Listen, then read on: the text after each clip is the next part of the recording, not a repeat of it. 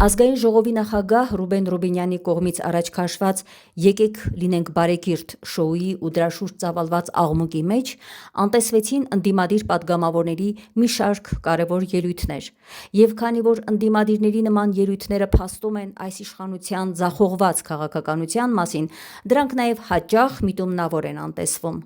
Նման ելույթներ դուք չեք լսի օրինակ հանրային հեռուստատեսության եթերից, որն ամբողջությամբ ծառայում է Փաշինյանի վարչախմբին։ Ուժեղ Հայաստան խմբակցության ղեկավար Նարեկ Կարապետյանը օրերս խորհրդարանում հանդես եկավ նման մի կարևոր ելույթով, որտեղ նա խոսեց Հայաստանի տնտեսության մեջ առկա լրջագույն խնդիրներից, գյուղատնտեսության ոլորտում կուտակված հարցերից և հայտարարեց. «Մեր երկրում 600,000 մարդ կանգնած է աղքատության շեմին»։ Մեր երկրում աղքատությունը 600,000 մարդու դռանն է կանգնած։ Մեր երկրում վերջի 8 տարվա ընթացքում աղքատությունը վերջի ցուցանիշներով մինչև 24 թիվը իջել էր ընդամենը 2-3%,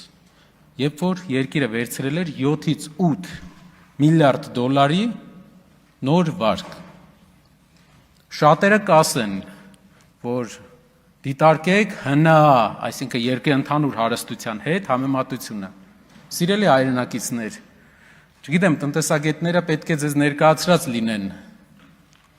Մեր հայրենակիցները, ովքեր մեզ լսում են, ես կներկայացնեմ իրենց։ Չնայած նրան, որ վերջին տարիներին տնտեսության մեջ արձանագրվել է ՀՆԱ-ի աճ և այն կազմել է 5 տրիլիոն դրամ, ինչն անշուշտ դրական երևույթ է, սակայն պարզվում է իրականությունը բոլորովին այլ է։ Լսենք Նարեկ Կարապետյանին։ Վերջի տարիների ընթացքում Հայաստանում ՀՆԱ աճը կազմել է 5 տրիլիոն դրամ։ Մեծ թիվ է։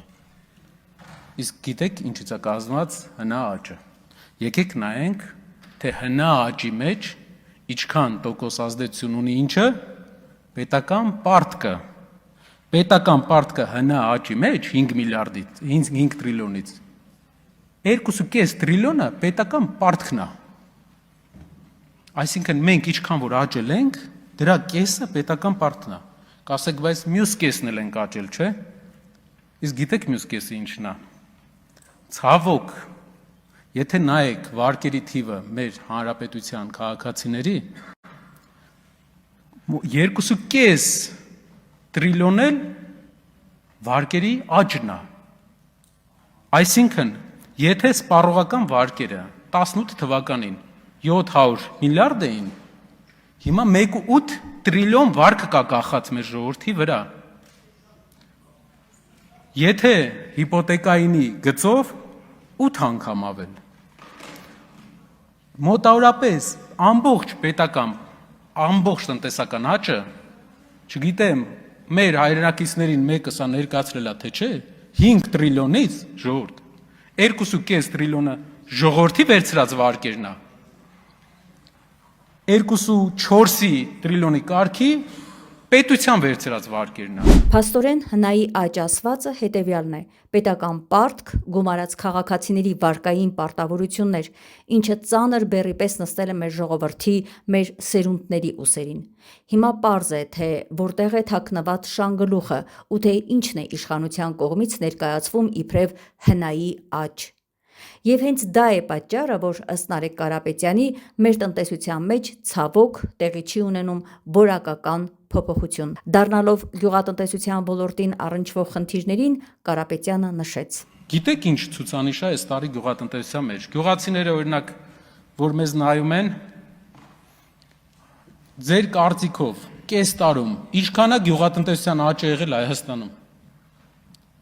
2026 թվականին կես տարում գյուղատնտեսությունը ըստ օֆիցիալ վիճակագրական տվյալների անկում է գրանցել։ 1.4 միլիարդ դոլար վարկ ենք վերցնում, 1.4 միլիարդ դոլար, բայց գյուղացին աղքատանում է։ Որն է ստեղծված իրավիճակից ելքը։ Տնտեսական մոդելը արմատապես փոխել է պետք։ Հակառակ դեպքում, պատգամավորի կանխատեսմամբ, այս մոդելով մենք կհայտնվենք Լիբանանի վիճակում։ Ինչ կլինի։ Կմտնի միջազգային ֆինանսավորում, ֆինանսական կառույցների կառավարում։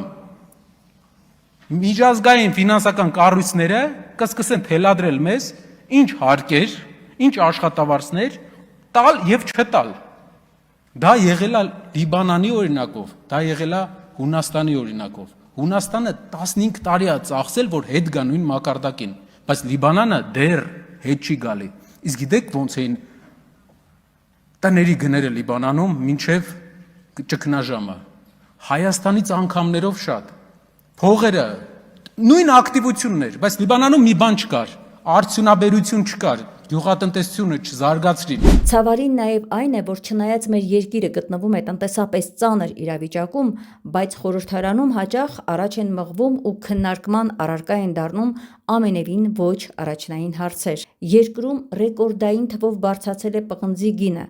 Այս տարի կրկին 1.4 միլիարդ պարտք ենք վերցնում, ահազանգում է Նարեկ Կարապետյանը։ Հիմա ասեմ ինչ վիճակա մեր երկիրը հիմա։ Բնական, շատ տրամաբանական մի հետաքրքիր հանգույցի վրա ենք։ Ռեկորդային թանկ պղնձի գին կա։ Պղինձը մեր արտահանման նշանակալի մասն է։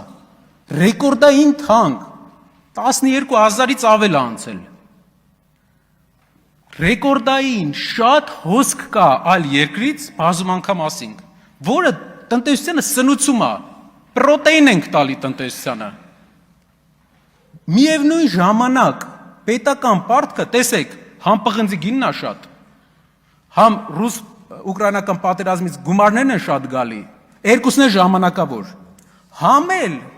1.4 միլիարդ պարտք ենք վերցնում այս տարի։ Ժողովուրդ, ես գիտեմ, մեր լրագրողները կարող ասեն, ինչու չեք խոսում ինչ որ անձնական հակադրություններից, մարդկանց խոսույթներից։ Ստեղ հլնայեք ինչի մասին ենք մենք հասել։ Պղնձի գինը բարձր։ Գումարները գալիս են, 1.4 միլիարդ պարտք ավելանում է, գյուղատնտեսությունը ընկնում է։ Ու այդ ամբողջ ժամանակահատվածում դրել ենք փոքր բիզնեսի հարկերը կրկնապատկել ենք։ Հայտնի բան է, որքան հաջողակ լինի երկրիդ գործարարը, այնքան հարուստ կլինի երկիրդ։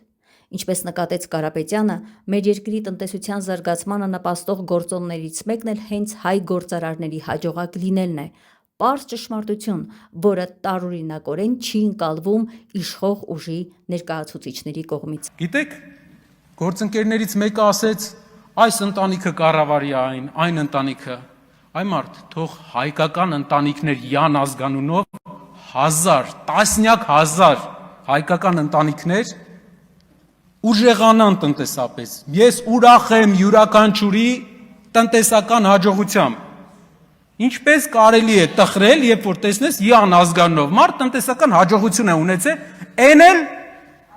եթե համեմատում ես, որ իր տեղը օղլու ազգանունով մարդ կարող էր ունենալ, ով ազգանունով մարդ, իձե, զադե, մեր ազգի հարստությունը, մեր երկրի հարստությունը, էդի ինչքան հնարավոր շատ տնտեսական միավորների, գործարարների հարստությունն է, ինչքան շատ լավ գործերը գնա այս ժողովրդի մոտ, այդքան երկիրը հարստանում է, հակառակը չի։ Ավարտելով իր խոսքը, Ուժեղ Հայաստան խմբակցության ղեկավարը շեշտեց. Չի կարելի ունեզրկումով կառուցել տնտեսություն, մարդկանց հնարավորություններ տալով է միայն հնարավոր կառուցել լավ տնտեսություն։ Հայք Նյուզ լրատվական։